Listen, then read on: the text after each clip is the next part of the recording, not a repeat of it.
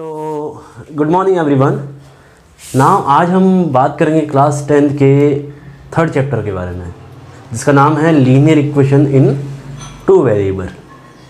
यहाँ पे क्या लिखा होता है, चलो मैं हेडिंग लगा देता हूँ उस चैप्टर की, जो कहता है लीनियर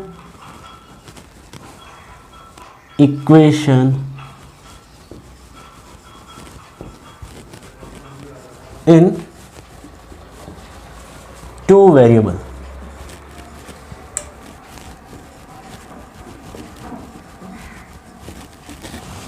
अब इसका मतलब क्या होता है, कोई बता सकता है? तो इसका मतलब ये होता है, लीनियर इक्वेशन मतलब जो अलजेब्रा होता है उसमें लीनियर इक्वेशन का मतलब होता है जिसमें हाईएस्ट पावर क्या होती है, सिर्फ 1 होती है। और टू वेरिएबल का मतलब यहाँ पे वेरिएबल क्या होंगे, 2। तो आप इसके एग्जांपल ले सकते हैं कुछ इस तरह से, जैसे कि 3x + 2y = 7, एक ये लिख सकते हैं। या फिर आप कह सकते हैं x - y = 7, आप ये लिख सकते हैं। या फिर आप क्या कह सकते हैं 3y = 9, या फिर 5x - y = 8, कुछ भी लिख सकते हैं आप, ठीक है। जो इस तरह की जो इक्वेशंस होती है जिसमें हाईएस्ट पावर क्या हो, सिर्फ 1 हो और वेरिएबल क्या हो, 2 हो, तो उस तरह की फॉर्म को क्या कहते हैं, linear equation in two variable. और इस पूरे चैप्टर में हम क्या करेंगे, लीनियर इक्वेशन जो है जो टू वेरिएबल में होती है उसको कैसे सॉल्व करेंगे ये पता करेंगे। आई बात समझ में ना? तो इसकी जब आप ये देख रहे हैं तो आपको क्या पता लग रहा है कि आपके पास एक स्पेसिफिक पैटर्न है। जो स्पेसिफिक पैटर्न किस तरह से है कि एक x है, उसके साथ कोई नंबर अटैच है, तो उसको आपने क्या नाम दे दिया, ax, प्लस उसके साथ सेकंड नंबर क्या है, by = क्या है, थर्ड है c। तो ये जो है ax + by = c, वो कहलाती है आपकी स्टैंडर्ड फॉर्म। ये linear equation in two variable की क्या होती है, स्टैंडर्ड फॉर्म होती है, जिसमें आप कहते हैं कि ax क्या है, यहाँ पे ax जो a है वो कोई कांस्टेंट टर्म है, b भी कांस्टेंट है और c भी कोई कांस्टेंट है, और x और y क्या है, ये आपके लिए क्या है, वेरिएबल है। तो ये चीज़ समझ में आ गई। अब हम बात करेंगे ग्राफिकल सॉल्यूशन के। जो linear equation in two variable है उसमें काफ़ी सारे सॉल्यूशन होते हैं। अब हम जो स्पेसिफिकली आज जो पढ़ेंगे वो पढ़ेंगे ग्राफिकल मेथड के बारे में, कि किस तरह से ग्राफिकल मेथड के द्वारा हम पूरा का पूरा सॉल्व कर सकते हैं। तो चलिए हम एनसीईआरटी के ही क्वेश्चन लेते हैं। ओके ना, सो हम क्या कर लेते हैं, इसका जो फर्स्ट है वो निकालते हैं। फर्स्ट क्वेश्चन निकाल लीजिए 3.1 का और उसको सॉल्व कीजिए। तो आपके पास है, फर्स्ट क्वेश्चन है, आफ्ताब टेल हिज डॉटर। यहाँ पे क्या होती है, वर्ड प्रॉब्लम्स होती है और उनको आपको सॉल्व करना होता है। वर्ड प्रॉब्लम्स को सॉल्व करने का तरीका क्या है, आप पहले एक बार पूरे क्वेश्चन को पढ़िए ताकि आपको पता लगे कि उसमें क्या क्या दे रखा है, और उसके बाद आप एक एक लाइन को पढ़िए ताकि आपको सारी चीज़ें जो हैं, दो लोगों के बीच का जो रिलेशन दे रखा है यहाँ पे, वो आपको पता चल सके। तो यहाँ पे क्या रखा है, Aftab tell his daughter 7 years ago I was 7 times as old as you were then. Also 3 years from now I shall be 3 times as old as you will be. Represent this solution algebraically and graphically. So आपको यहाँ पे दे रखा है, आफ्ताब है और उसकी daughter है, 2 जने हैं। आफ्ताब जो है, आफ्ताब और उसकी डॉटर के बीच में कन्वर्सेशन हो रहा है और उसमें वो क्या कह रहा है कि आज से 7 साल पहले, 7 years ago, आज से 7 साल पहले जो है, जो मेरी एज है वो तुम्हारी एज से 7 गुना थी। और उसके बाद और वो कहता है कि आज से 3 साल बाद, आफ्टर 3 years, क्या होगा, जो आज मेरी एज, मतलब उस टाइम जो 3 साल बाद जो मेरी एज होगी वो क्या होगी, तुम्हारी एज से 3 टाइम होगी। तो आपको इसको एल्जेब्रिकली लिखना, मतलब एल्जेब्रा की फॉर्म में लिखना है, और क्या लिखना है आपको, इसको ग्राफ भी बनाना है इसका। तो चलो शुरू करें। ओके, सो सबसे पहले आपका काम रहता है, आपका क्वेश्चन नंबर फर्स्ट है, आप एज्यूम कर देते हैं लेट, ठीक है, left Aftab's present age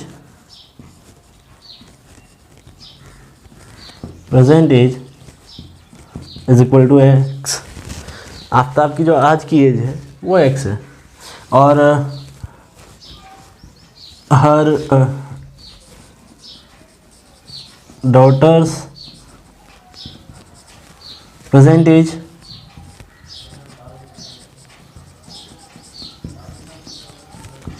is equal to Y.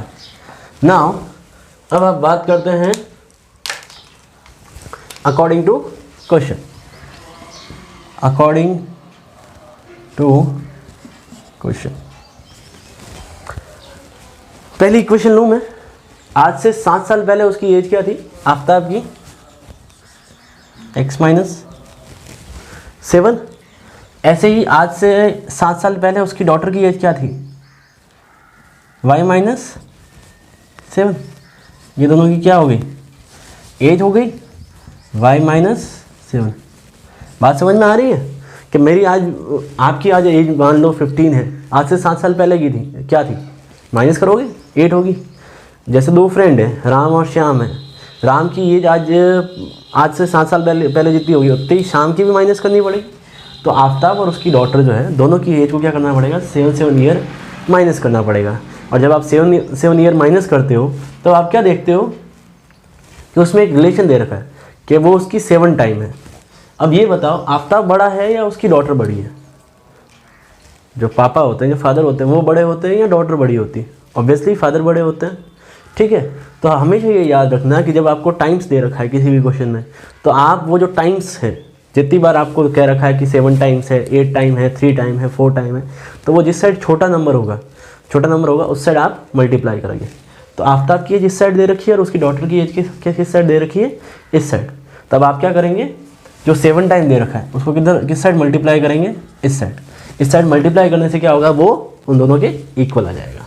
So now x minus 7 is equal to 7y minus 49।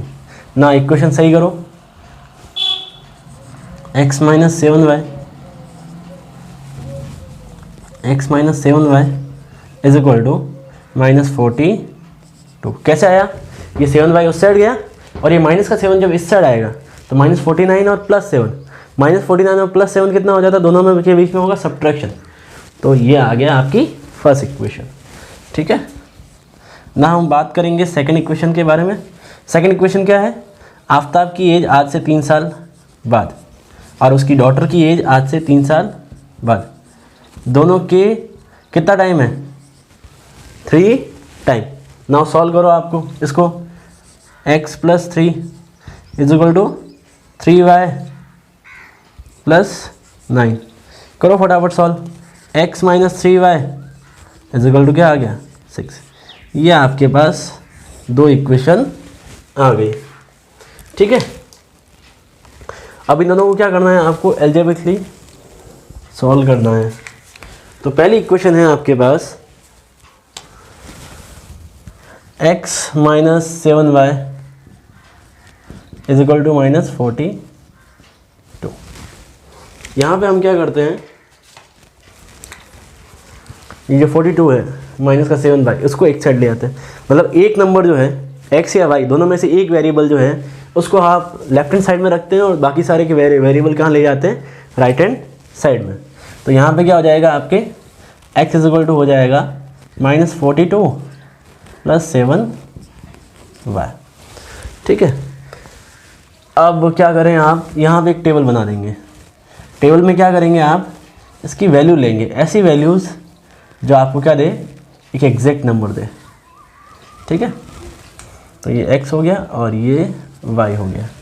अब हमें क्या है? सोच समझ के लेने हैं, ऐसे लेने हैं जिससे क्या है आपका आंसर एक अच्छे से मतलब पर्टिकुलर फॉर्मेट में आए, जिससे कि आपको उसको जो शो करना होता है उसमें नहीं आए, मतलब कोई डिफ़िकल्टी नहीं हो। तो मैंने अपने मन से लिया, मैंने 6 लिया। ठीक है, 6 लिया तो क्या आया?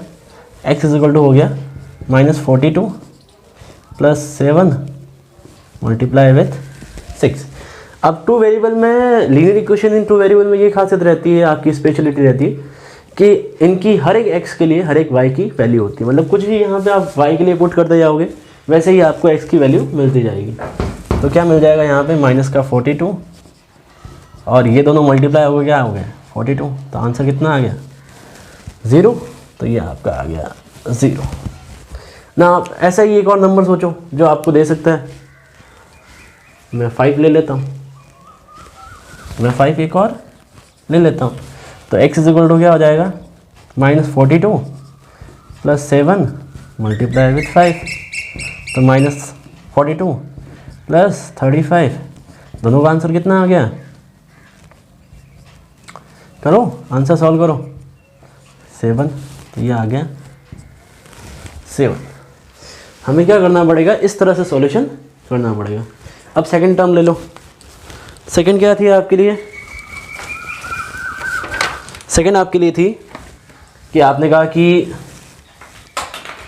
x - 3y = 6। नाउ इसमें क्या हो जाएगा, x = क्या हो जाएगा 6 + 3y। आई बात समझ में, ये तो कर रखा है ना आपने 9th क्लास में, तो आई थिंक कोई प्रॉब्लम नहीं होनी चाहिए आपको। अब मैं क्या करूँगा, y की वैल्यू रखूँ। मुझे y की वैल्यू ऐसी रखनी है कि मेरे पास क्या है, एक तो ग्राफ छोटा है और आराम से बन सके, मुझे कुछ तकलीफ ना हो, तो मैं पहले ही सॉल्यूशन करूँ उसका। तो मैंने कहा y मैंने रख दिया 0, तो x = हो गया 6 + 3 और ये 0, कितना आ गया 3 × 0 0 और प्लस में 6, तो ये 6। अब दूसरा मैंने रखा, मैंने कहा चलो 1 रख देता हूँ, ज़्यादा बड़ा नहीं जाता, तो x = हो जाएगा 6 + 3 मल्टीप्लाई विथ 1, तो 6 + 3 कितना हो गया 9, तो ये हो गया 9। तो इस तरह से आपका क्या आ गया, इसके 2 सॉल्यूशन आ गए। आप चाहे तो 3 सॉल्यूशन कर सकते हैं, आप चाहे तो 4 सॉल्यूशन कर सकते हैं, बट ये कहते हैं कि 2 से 3 करने चाहिए ज़्यादा से ज़्यादा, इससे ज़्यादा आपको करने की ज़रूरत नहीं है। आप जैसे जैसे x की वैल्यू लेते जाएंगे वैसे वैसे y की वैल्यू मिलती जाएगी। अब हम क्या करेंगे, कोऑर्डिनेट निकालेंगे। ये रहा छोटा सा बना। अब आप देखो, पहले कोऑर्डिनेट है 0 और 6, दूसरा कोऑर्डिनेट क्या है 7 और 5। कोऑर्डिनेट ऐसे ही लिखे जाते हैं, पहले x और फिर y, पहले x और फिर y, तो 0 6 7 और 5। ऐसे ही सेकंड वाले के कोऑर्डिनेट क्या है 6 और 0 9 और 1। तो चलो इसका मतलब ये है कि मुझे जो नेगेटिव में है वो काम ही बनानी पड़ेगी। मैंने कहा ये बनाना शुरू कर दिया मैं नेगेटिव में कब क्यों बना रहा हूँ, क्योंकि मेरे पास इस साइड स्पेस नहीं है, और ये भी है कि मेरे पास नेगेटिव में कुछ है ही नहीं, तो क्यों बनाऊँ मैं। x dash x y dash, तो यहाँ पे आ गया 1 2 3 4 5 6 7 8 और ये 9। ये आपका 0 हो जाता है, ये -1 और ये -2। क्योंकि मेरे पास माइनस की वैल्यूज़ बहुत ज़्यादा कम है, इसलिए मैं माइनस को वो कम ही लिखा मैंने। यहाँ पे -1 -2 -3 -4 -5 1 2 3 4 5 6 7। आपको क्या करना है, ये सारी चीज़ें किस में बनानी है, ग्राफ में बनानी है। मेरे पास यहाँ पे ग्राफ है नहीं, तो मैं आपको इस वाइट बोर्ड पे ही बता रहा हूँ, और उसमें आप क्या करेंगे, जो बॉक्सेस होते हैं उसमें ये सारी चीज़ें लिखेंगे।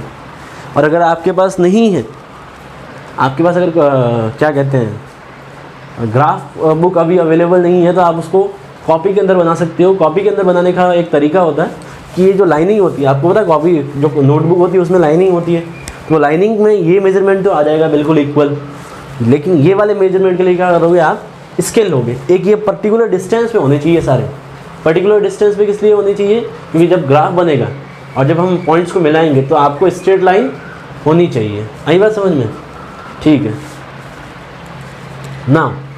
मैं पहले के पॉइंट नोट करता हूँ। पहली वाली जो इक्वेशन है उसका 0 और 6। अब आपको ये तो पता होगा कि इस वाली जो एक्सिस होती है, ये वाली एक्सिस, ये मैंने ऐसे लिखा हूँ, इस पर y क्या होता है हमेशा 0। और ये वाली जो एक्सिस है वाई एक्सिस, उस पर x इज इक्वल टू होता है 0। ठीक है, ये एक पॉइंट रखने वाली बात याद है रखनी है आपको कि जो y एक्सिस होती है उस पर x क्या होता है 0, और जो x एक्सिस होती है उस पर y क्या होता है 0, दोनों एक दूसरे के अपोजिट। तो 0 और 6 किस पे होगा, 0 और 6 होगा ये यहाँ पे, कहाँ पे, ये पहले अपन x देखते हैं, x क्या है यहाँ पे। अब अपन चलो कहाँ पे चलना है, 6 पे चलना है, ये 6 पे, तो ये 0 और 6। दूसरा पॉइंट क्या है 7, सीधा 7 पे आ गए, ये 7, और अब यहाँ से ऊपर चलना है कहाँ तक, 5 तक। तो हम यहाँ से ऊपर चलते जाएंगे, पहले अपने को इसी से लेके चलना है x एक्सिस को, और ये यहाँ से आ रहा है जहाँ पे ये दोनों कट कर रहे हैं वो रहा 7 और 5। ये जब हो गया तो अब दोनों पॉइंट्स को क्या कर दो, स्केल की हेल्प से क्या कर दो, मिला दो। ये आपका हो गया, मिल गई ये लाइन, बिल्कुल स्ट्रेट जाएगी आपके। मेरे थोड़ा स्केल है नहीं तो इस वजह से थोड़ा सा हो सकता है। और उस पर फिर क्या करना है आपको, x minus 7y is equal to minus का 42 लिखना है। इसी तरह से सेकंड ले लो, सेकंड क्या है 6 और 0। अब 6 कहाँ गया, पहली वाली हो गई, अब दूसरे पे आता है। इसका क्या हो गया, ये 6 और 0। दूसरा वाला क्या है 9 और 1, 9 ये रहा, 1 कहाँ गया, ये रहा, तो ये 9 और 1 सेकेंड पॉइंट। इसको क्या कर दो, ये ऐसे यहाँ से मिलेगा, आप इसको ऊपर की तरफ बढ़ाते जाएंगे तो ये यहाँ पे 1 आ जाएगा। तो ये इसको ऐसे की साइड बनाते हो, दोनों पॉइंट को मिला दो, और यहाँ पे आप लिख दो दूसरी इक्वेशन कौन सी है, x minus 3y is equal to 9। Are you understand that, okay. Now first question आपका हो चुका है ग्राफिकल मेथड से। अब हम बात करेंगे सेकंड क्वेश्चन की। तो सेकंड क्वेश्चन आपका क्या है, क्वेश्चन नंबर सेकंड देख लेते हैं क्या है, आपको दे क्या रखा है, क्या लैंग्वेज है। उससे पहले लेट लिख देते हैं, लेट सबसे पहले लिखना है, लेट। सो आपका है क्वेश्चन नंबर सेकंड है, the coach of a cricket team buy 3 bats and 6 ball for 3,900 rupees. Later, she buy another bat and 3 more balls for the same kind for 1,300. Represent this situation algebraically and geometrically. Algebraic मतलब x y में लिखना है, और geometrical जैसे अपने graph में लिखा था। तो यहाँ पे क्या हो रहा है, किस इसके बारे में बात हो रही है, एक बैट और एक बॉल के, बैट और बॉल के बारे में बात कर रहे हैं, उनकी रेट के बारे में बात कर रहे हैं। तो क्या है, एक कोच है वो खरीदता है, कितने खरीदता है, चलो पहले लिख देते हैं, चलो let cost of bat is equal to x और cost of ball, 1 ball is equal to y। Now according to question आपको क्या दे रखा है कि जो 3 बैट्स है, एक बैट की वैल्यू, एक बैट की कॉस्ट कितनी है, एक x है, तो 3 बैट की कितनी होगी 3x। वैसे ही एक बॉल की कॉस्ट y है, तो 6 बॉल की कॉस्ट कितनी होगी 6y। तो शिट 6y, और उन दोनों को मिला के, उन दोनों की मिला के कॉस्ट कितनी है 3,900। अब आप क्या कहते हैं, इक्वेशन तो बन गई, सिंपल इक्वेशन है, फर्स्ट से थोड़ा सा इजी है। अब अपन क्या कर सकते हैं, इसको कॉमन ले सकते हैं, अगर तीनों में कोई नंबर डिविजिबल है तो। ये 3 से डिविजिबल है, ये भी 3 से डिविजिबल है, और ये भी 3 से डिविजिबल है। तो मैंने 3 से कॉमन लेके 3 कॉमन लिया, x plus 2y is equal to 3,900। इन दोनों में से 3 कॉमन लिया, और ये जो मल्टीप्लाई में आया उसको डिवाइड में डाल दिया, तो x plus 2y is equal to कितना हो गया 1,300। ये आपकी इक्वेशन फर्स्ट आ गई। नाउ सेकेंड इक्वेशन आपको क्या कहती है, सेकेंड इक्वेशन आपको कहती है another 1 bat and 3 more balls. तो 1 बैट यानी x एक की कॉस्ट, और 3 बैट और तो 3y इज इक्वल टू 1,300। 300। ये आपकी सेकेंड इक्वेशन।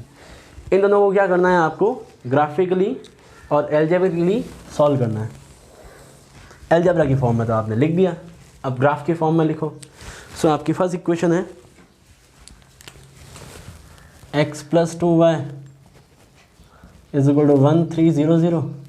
अब ये 100 में है तो इसके आंसर भी आप 100 में ही लिखेंगे। तो आप क्या करेंगे, x = कितना हो जाएगा 1300 - 2y।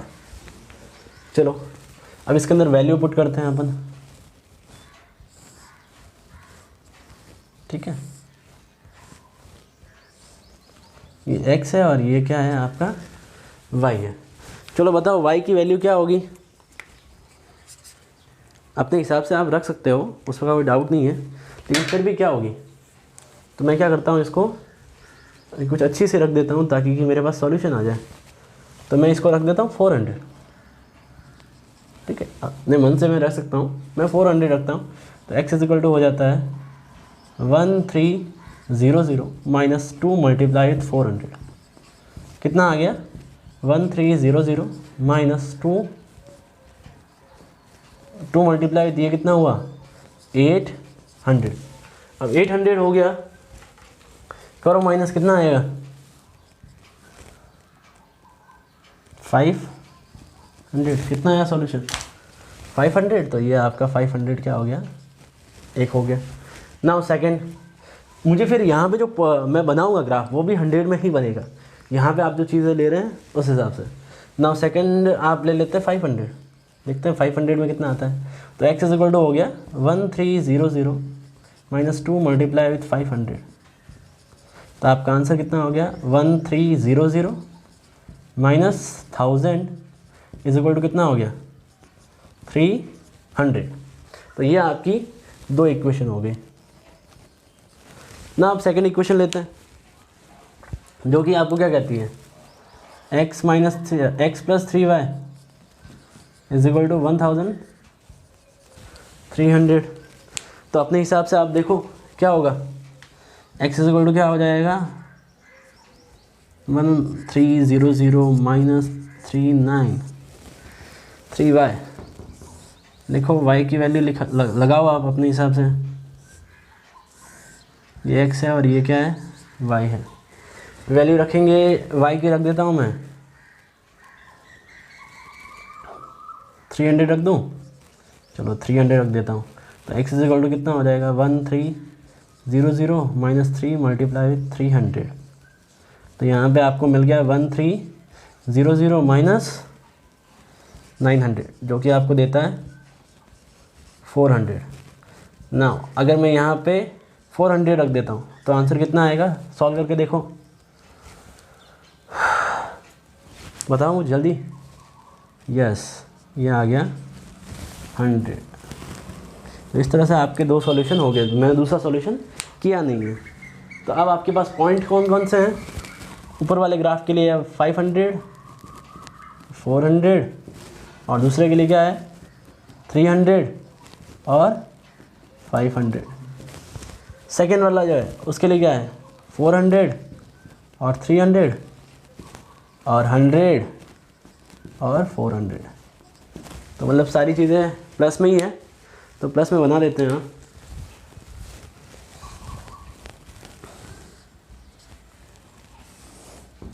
ये x, ये x डैश, ये y डैश, ये y बनाओ 100 200 300 400 और ये 500। मैक्सिमम 500 तक ही जा रहा है।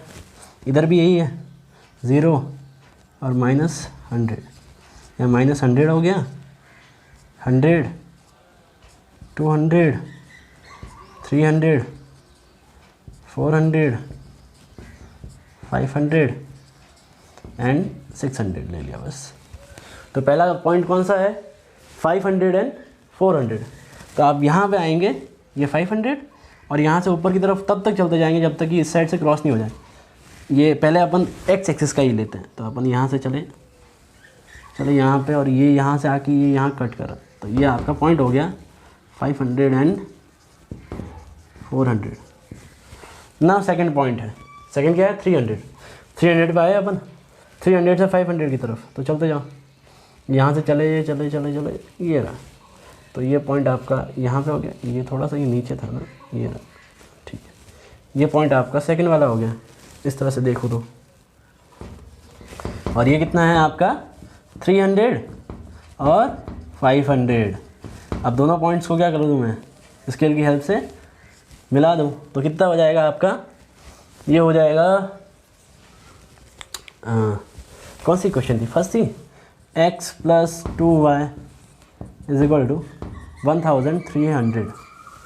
नाउ सेकेंड इक्वेशन है आपकी, तो 400 और 300, तो ये रहा 400, यहाँ से 300 की तरफ चल लो, ये रहा 300, तो 400 और 300। सेकेंड इक्वेशन कौन सी है, 100 और 400, 100 और 400, ये रहा 100 और ये आगे 400। ये बस पॉइंट को मिलाने के लिए ऐसे किया था मैंने, ठीक है। तो ये यहाँ से थोड़ा सा सही ले लेते हैं, स्केल बिल्कुल स्केल की हेल्प से बिल्कुल स्ट्रेट करनी है आपको। तो x + 3y = 1300, ये आपकी सेकेंड इक्वेशन होगी, और कुछ इस तरह से ये चलेगी। You understand that? ओके, चलो ठीक है। तो अब आपको पता चल गया होगा कि किस तरह से हम क्या करेंगे, इक्वेशन बनाएंगे और उनको सॉल्व करेंगे। अब क्या है, जो आपका थर्ड क्वेश्चन है वो आपके लिए है, और बाकी सारे जो ग्राफ के क्वेश्चंस हैं अगर कहीं हैं एग्जाम्पल में, तो वो सारे आपके लिए, आपको सॉल्व करने जितनी ज़्यादा आप प्रैक्टिस करेंगे उतना ज़्यादा ही आपके लिए अच्छा रहेगा। अब आते हैं हम सेकंड में। सेकंड 3.2 जो है उसके जितने भी ग्राफ वाले क्वेश्चंस हैं उनकी मैं इक्वेशन बना के दे देता हूँ, एक क्वेश्चन कर लूँगा और आपको बाकी सारे क्वेश्चन करने पड़ेंगे। सो आपका 3.2 का फर्स्ट क्वेश्चन है, form the pair of linear equation in the following problem and find their solution graphically. आपको क्या करना है, पहले तो क्या करना था, हमें सिर्फ ग्राफ में शो करना था। अब हमें क्या करना है, उसके अंदर ये भी बताना है कि सॉल्यूशन कौन सा है। तो इसके लिए आपको ग्राफ की ज़रूरत ज़रूर पड़ेगी। तो आपकी एक्सरसाइज है 3.2, उसका फर्स्ट क्वेश्चन जो है उसका भी फर्स्ट है। नाउ ट्रेंड, चलो सॉल्व करते हैं। 10 student of class 10 took part in a mathematics quiz. If the number of girls is 4 more than the number of boys, find the number of boys and girls who took part in the quiz. एक mathematics quiz हो रही थी class 10 की, वहाँ पे boys और girls they रखे हैं। तो बॉयज़ और गर्ल्स दोनों मिला के कितने जने हैं, 10 स्टूडेंट हैं, और आपको ये बताना है कि बॉयज़ और गर्ल्स कितने हैं। और उसमें जो सेकंड वाली जो आपको दे रखी है वो कुछ इस तरह से दे रखी है कि जो गर्ल्स है वो बॉयज़ से 4 ज़्यादा है। तो लेट सी क्या होता है। लेट, यहाँ पे गर्ल्स ज़्यादा है, तो चलो number of girls is equal to x और number of boys is equal to y. So according to question, अब हम बात करते हैं किस तरह से होगा। तो पहला क्या है कि दोनों मिला के, मतलब गर्ल्स और बॉयज़ दोनों मिला के कितने हैं, 10 है। तो ये आपकी इक्वेशन हो गई। दूसरी क्या है, गर्ल्स और बॉयज़, गर्ल्स क्या है, बॉयज़ से 4 ज़्यादा है, यानी कि गर्ल्स और बॉयज़ में डिफरेंस कितना है, 4 का। तो ये आपकी इक्वेशन फर्स्ट है और ये आपकी इक्वेशन सेकंड है। तो मैं इक्वेशन सेकंड को पहले ले लूँ। तो इक्वेशन सेकंड यहाँ पे है, तो मैं इसको पहले ही लेता हूँ। x = क्या आ जाएगा, 4 + y, ठीक है ना। इसका बना दो आप, छोटा सा ही है, तो चलो 3 ले लेता हूँ पॉइंट में। 3 पॉइंट से क्या होता है, आपको ये चीज़ पता चल जाती है कि आपकी लाइन स्ट्रेट आ रही है नहीं आ रही है। अगर आपकी लाइन स्ट्रेट नहीं आ रही होती है तो क्या होता है, आप ये मान के चलते हैं कि आपने कहीं ना कहीं कोई प्रॉब्लम की है, मतलब कोई ना कोई कहीं ना मिस्टेक की है। तो इसके लिए आपका होना ज़रूरी है कि सॉल्यूशन जो है वो बिल्कुल सही से हो। तो अब मैं यहाँ पे रखता हूँ y की जगह, अब मैं अपने हिसाब से करूँ, यहाँ सॉल्व नहीं करूँगा, अब मैं सिर्फ वैल्यू रखता जाऊँगा। तो यहाँ पे अगर मैं 1 रखूँ, सॉरी 0 रखूँ, तो x की वैल्यू कितनी आ जाएगी 4। अगर 1 रखूँ तो कितनी आ जाएगी 5, और अगर 2 रखूँ तो कितनी आ जाएगी 6। तो ये 3 सॉल्यूशन आपके हो जाएंगे। नाउ सेकंड है कुछ इस तरह से कि x प्लस वाई जो है वो आपका 10 था, तो x इज इक्वल टू क्या हो गया 10 माइनस वाई। इसका भी बना लो, चलो x और y थोड़ा ज़्यादा ही लेता हूँ मैं यहाँ पे 3 ले लेता हूँ, ये आ जाता है 7, 4 ले लेता हूँ, आ जाता है 6, 5 ले लेता हूँ, क्या आता है 5। तो ये क्या रहता है 3 इसके सॉल्यूशन हो गए।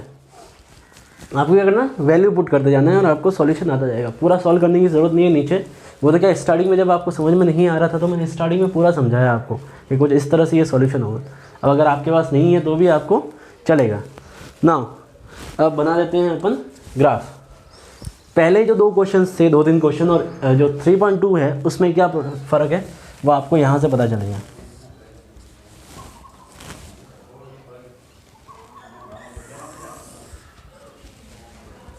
ये x डैश, ये y डैश। तो यहाँ पे हो गया 1 2 3 4 5 6 7 और 8। ये माइनस का 1, ये माइनस का 2 और ये माइनस का 3 0, और ये माइनस का 1 1 2 3 4 5 6 7 8। इसको मिटा के आपको जितना काम है उतना ही कर लगे ये y। चलो अब पहले के सॉल्यूशन दिखते हैं। 4 और 0, 5 और 1 और 6 और 2। तो 4 और 0 कहाँ होगा, यहाँ पे 4 और 0 यहाँ पर ही है, तो ये 4 और 0 यहाँ पे हो गया। दूसरा क्या है 5 और 1, 5 और 1 ये रहा। तीसरा क्या है 6 और 2, 6 और 2 ये हो गया, ये 3 हो गया। ठीक है, तो 4 और 0, 4 और 0, ठीक है, 5 और 1 और 6 और 2, इन तीनों को मिला लो। तो ये कितना हो गया x minus y is equal to 4। ये एक हो गया। नाउ सेकंड कितना है 7 and 3, 6 and 4, 5 and 5। तो चलो शुरू करते हैं। 7 and 3, 7 and 3 कहाँ पर है, ये रहा। यहाँ से चलेंगे तो ये यहाँ पे आएगा, इस पे 7 and 3, 7 and 3। दूसरा कौन सा 6 और 4, 6 और 4 कौन सा है, ये रहा। तो 6 and 4। तीसरा है 5 और 5, तो ये यहाँ पे है, तो ये 5 और 5। ऐसे करके अब अपन क्या करेंगे, इसकी ऐसे से मिला लेंगे तो क्या बन जाएगा x plus y is equal to 10। ये दूसरी इक्वेशन आपकी बन गई। अगर मैं चाहूँ तो इसको नीचे लिख देता हूँ, यहाँ पे 5 और 5 और ये 6 और 4। तो अब जब आप देख रहे हैं कि ये जो इक्वेशन है, ये जो 2 लाइन्स हैं, फर्स्ट इक्वेशन की और सेकेंड इक्वेशन की, इन दोनों की लाइन कहाँ पे आके कट कर रही है, एक पॉइंट पे, एक पर्टिकुलर पॉइंट पे आके कट कर रही है। तो ये जो पर्टिकुलर पॉइंट है ये क्या होगा, इनका सॉल्यूशन होगा। तो आप कह सकते हैं कि यहाँ पे x की वैल्यू क्या आ रही है आपकी, x की आ रही है 7 और y की कितनी आ रही है 3। तो ये क्या होगा, ये इस इक्वेशन का, ये जो भी वर्ड प्रॉब्लम दे रखी है उसका ये सॉल्यूशन होगा। आई बात समझ में। जब आप कोई क्वेश्चन कर रहे हैं और जहाँ पे लाइन, दोनों की लाइन जहाँ पे कट करेगी, एक पर्टिकुलर पॉइंट पे क्या करेगी, जब आपकी इक्वेशन बन रही है और आप क्या कर रहे हैं, उनको ग्राफ में शो कर रहे हैं, तो जहाँ जाके ये दोनों एक दूसरे को कट करेगी वहाँ पे क्या होगा, वो उनका सॉल्यूशन होगा। आई बात समझ में। तो इस तरह से आपको क्वेश्चन करना है। फर्स्ट वाला कर दिया, सेकंड के सारे क्वेश्चन इसी तरह से आपको करने हैं। और कहीं पर आपसे अगर इक्वेशन नहीं बन रही हो कि सर ये इक्वेशन हमसे नहीं बन रही है, तो आप मुझे कमेंट बॉक्स में लिख सकते हैं, मैं उनको सॉल्व करवा दूँगा। ठीक है।